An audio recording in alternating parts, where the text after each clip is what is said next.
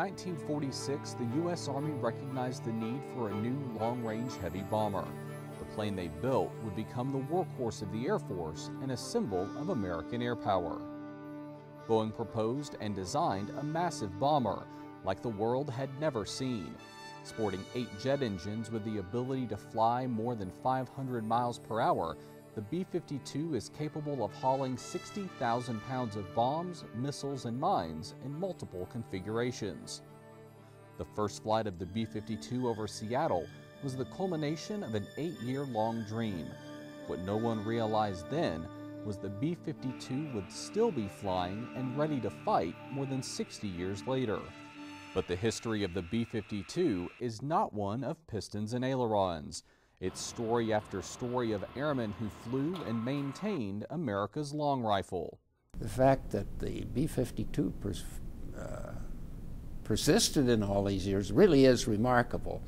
And it was an extremely well designed airplane. It was very well done. But you know, we've continually refined it from the A model. Now we're flying the H model now. And we've kept the H model and refined it as we have gone through the years with the airplane. In 1958, at the beginning of the Cold War, the Strategic Air Command practiced the airborne alert concept. Fully loaded B-52s were kept in the air at all times. These flights were as long as 26 hours and were supported by multiple aerial refuelings. We need to look at why we needed the B-52. We needed the B-52 to fight the Cold War if we had to, and to protect this country, and to be able to project long-range aviation. And the B-52 did that mission very, very well, and does that mission, continued on to today. And when you think about it, that's pretty much an airplane that was designed with slide rules and doing math longhand, rather than digital design and computers that we have today. You look back at the story of the development of the B-52, where the guys were making a pitch to the folks up in Dayton, Ohio, and they literally designed the airplane in a hotel room over the weekend, went down to the local hobby shop, bought some balsa wood, built a model, and here we have an airplane 60 years later that's still going, and probably will be going if you trust the road maps and things out there to the nature of year 2040 or so. In 1957, 3 B-52s flew non-stop around the world in a grueling 45 hours and 19 minutes. This feat was accomplished again in 1980. In 1994, both General Cole and Colonel Ward piloted B-52s on yet another round-the-world excursion. That was interesting. We took off from Barksdale at about 7 o'clock in the morning.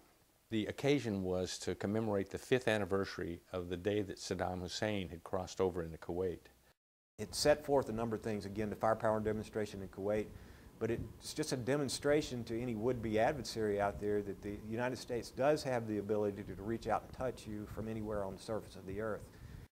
The largest heavy bomber strike launched by the Air Force since the end of World War II was Linebacker II. From December 18th to the 29th, 1972, the massive bombing operation destroyed major targets in Hanoi and Haiphong. B-52s flew over 700 sorties and dropped 15,000 tons of bombs.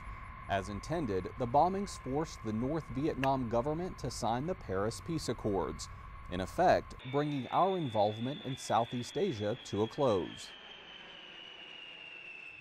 The longest combat mission in history was launched at Barksdale Air Force Base, Louisiana in February 1991. A flight of B-52s flew 14,000 miles round trip in 35 hours to strike targets inside Iraq. Flying over 1,600 sorties during the Gulf War, the B-52 delivered precision-guided munitions on the Taliban and Al-Qaeda.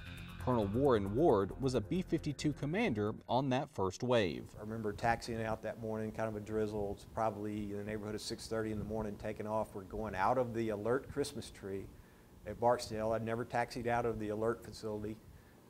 This was for real. People are going to work, and they're seeing these aircraft take off. So we're flying, relying on our training, doing what we're supposed to do. It's rolling like clockwork. We pressed on over the Red Sea into the Saudi airspace to our launch spots, and launched our weapons, and turned around and started coming back home. That's when we started turning up the news. We got a BBC broadcast on the shortwave. We're actually hearing the news, kind of a play-by-play of what's going on. Like, wow, we did that. We did that. And then getting back over the Med and trying to get back across the Atlantic, and everybody's adrenaline's wearing off at this time. We still got to drive all the way back home. So it's quite a long mission, 35 hours on that one. The rest of the story has yet to be told, not only with the B-52 itself, but also with the families of the crews. Lieutenant Christopher Kousler flies the B-52 today as an electronic warfare officer. His father flew the B-52 as a radar navigator, and his grandfather held a crew chief position. Back when I was in kindergarten, first grade, I know my dad, he went to Desert Storm and fought in Desert Storm, so I remember very vividly the day he left. You could see the ramp was just full of B-52s and tankers just backed up, getting ready to take off. And at that point, I mean, I'd already seen the B-52 quite a bit, but at that point I kind of realized what it was being used for as far as war is concerned. Not necessarily the specifics, but I knew that it was a jet that they would call upon to go out there and take care of business. The men and women of Air Force Global Strike Command have taken up the torch, and a new generation of airmen is standing watch. Every single one of us is very, very aware of the fact that that plane does not fly without all of our dedicated maintainers. They bring in such good skills and knowledge. Without them, you couldn't keep a 60-year-old airplane flying. I think it's the airmen that keep it going. Honestly, you find any young airman, whether officer or enlisted, and you ask them to do something, they're not going to tell you no. They're going to figure out how to do it. The quality of maintenance, I believe, is a big factor in keeping something 60 years old in the air. The technology these days that we're given to fix these planes, and the knowledge we're given to fix these planes is what keeps these in the air, I believe. How versatile this airframe is in terms of everything that we can do with it, it's just mind-boggling. It's a very well thought out, well-designed aircraft, and lasting to 2040, I don't really see a problem with it. 60 years after its first test flight, the B-52 Stratofortress remains one of the most versatile, lethal, and feared weapons in the Air Force inventory.